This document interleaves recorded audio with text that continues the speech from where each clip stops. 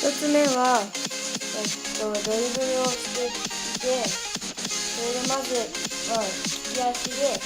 ボールをします。そしてインサイドで軸足の裏に通します。そしてその後そのまま離さずに向こうに行かないようにつま先で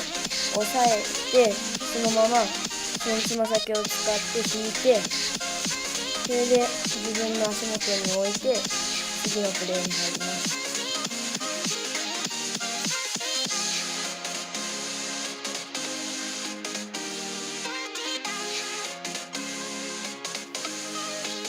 それで2つ目は、まずドリブルをしていて、それで1対1の場面の時にまずはまたいで、それをまたぐと同時に左足でのつま先で、押し出して、そして次のプレーに移ります。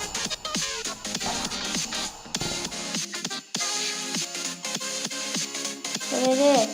3つ目は赤3000という技で、まずは最初に、腰の位置までボールを上げます。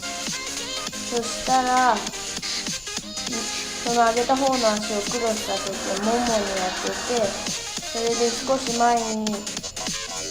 出たところをつま先で蹴って、それで敵を殺すことができます。これで説明を終わります。